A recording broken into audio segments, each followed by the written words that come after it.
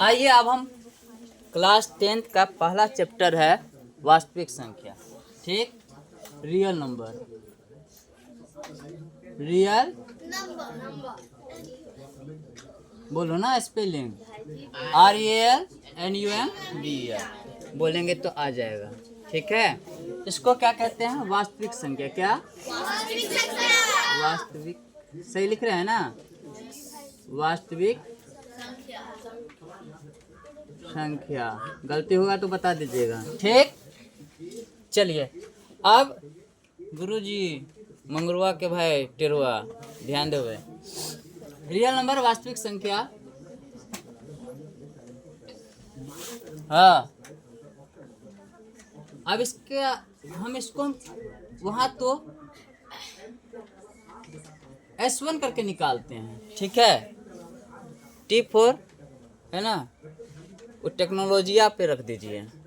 ठीक, S पर super star जो भी कर लीजिए। तो रियल नंबर के परिवार का जो सदस्य है उसका नाम हम रखते हैं। क्या क्या है? बोलिए क्या क्या है? परिमेय, परिमेय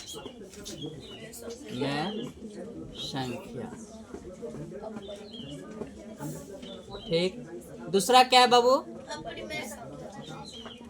अपरिमेय।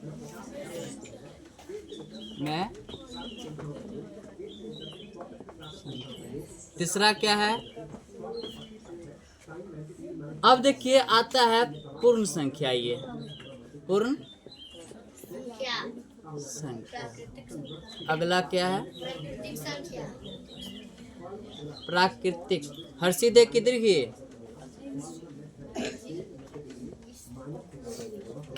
अगला क्या होगा? पूर्णांक। और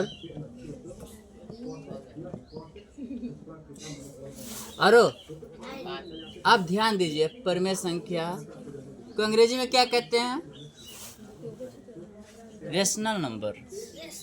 और परिमेय को इरेशनल नंबर। पूर्ण को होल नंबर।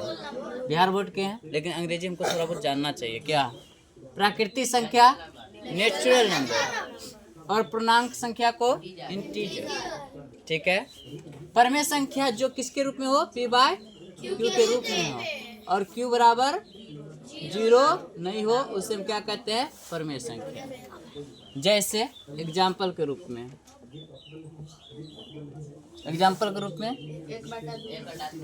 एक बट्टा दो या 2, 4/1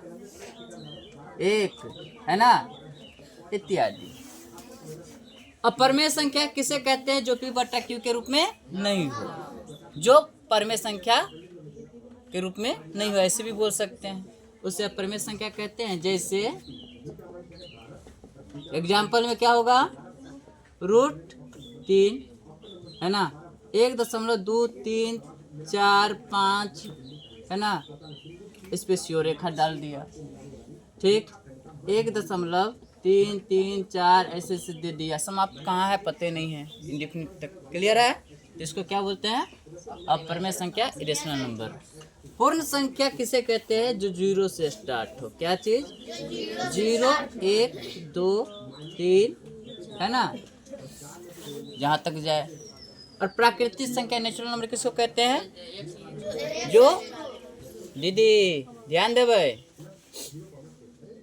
प्राकृतिक संख्या किसे कहते हैं? नेचुरल नंबर जो 1 से स्टार्ट हो। जैसे 1, 2, 3, 4 है ना, 1, 2, 3, 4, 5 जहाँ तक जा सके। पूर्णांक, और जो धनात्मक में और ऋणात्मक दोनों फॉर्म में हो। जैसे देखिए, धनात्मक मतलब प्लस के फॉर्म में, और ऋणात्मक मतलब माइनस में। इसको हम धनात्मक लिख दें, धनात्मक। इसको ऋणात्मक लिख दें। धनात्मक को हम क्या बोलते हैं? पॉजिटिव। क्या चीज? भी लगा देते हैं। इसको नेगेटिव। क्लियर है? समझ में आ रही बातें? तो संख्या रेखा पे जो निरूपित होता है, ठीक है, वो किसके फॉर्म में होता है? वास्तविक संख्या के रूप में, ठीक, जिसमें पूर्णांक भी होगा, प्राकृतिक संख्या होगा, पूर्ण संख्या होगा, परमेय संख्या होगा और अपरमेय संख्या होगा। यहाँ तक समझ गए? अब देखिए धनात्मक और ऋणात्मक किधर होता है। मान लेते हैं यहाँ पे है 0, तो बायां साइड आपका बायां हाथ कमजोर है कि मजबूत? मान के चलिएगा, रियल में देखिएगा अधिकांशतः आदमी का दाहिना हाथ की अपेक्षा बायां हाथ क्या आता है? कमजोर। तो कमजोर में लगेगा माइनस, ठीक, और दाहिना हाथ थोड़ा मजबूत है तो दाहिना साइड लगेगा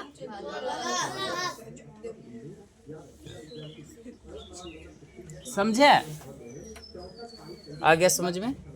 बदमाशी नहीं कीजिए बाबू, एक तो कुछ आता नहीं है, ध्यान नहीं दीजिएगा तो और कुछ नहीं आएगा, ध्यान दीजिए। तो ये चीज़ें हम आपसे कल परिभाषा के रूप में भी पूछेंगे, और इतना आपके पास में समझ हो जाती है तो चैप्टर में कहीं कोई दिक्कत होने वाली नहीं है।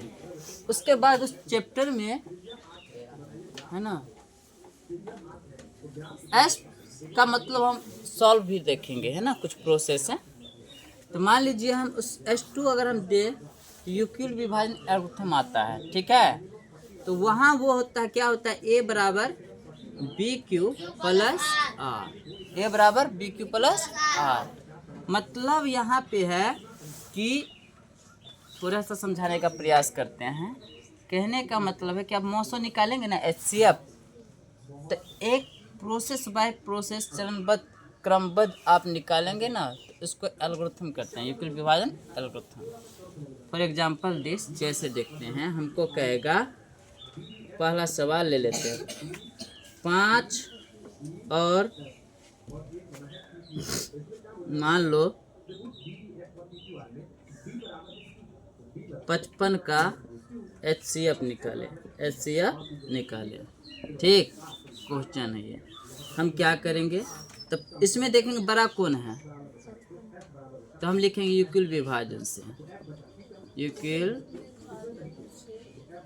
यूक्लिड परमेय से परमेय, ये भी कह सकते हैं। A बराबर क्या होता है बाबू? BQ plus R। हम तब तक करते जाएंगे जब तक कि R की वैल्यू 0 ना आ जाए, ठीक है। तो यहाँ पर देखिए, इस दोनों में बड़ा कौन है? 55 यहाँ लिखेंगे, और छोटा कौन है? 5, B के जगह हम यहाँ लिखेंगे। कोई दिक्कत? अब समझिए बात को। तो इसका मतलब हम यहाँ पे ये लिख सकते हैं कि A बड़ा होगा B से, लिख सकते हैं। हमेशा ध्यान में रखना इस बातों को, अर्थात हम 55 बड़ा है 5 से, क्लियर है? चलिए अब हम यहाँ पे रफ करते, क्या करते हैं? ROUGH rough. हम क्या करते हैं? 5 है और यहाँ 55 है, 5 एक काम 5, क्या हो गया? 5 में से 5 गया खल्लास, ठीक।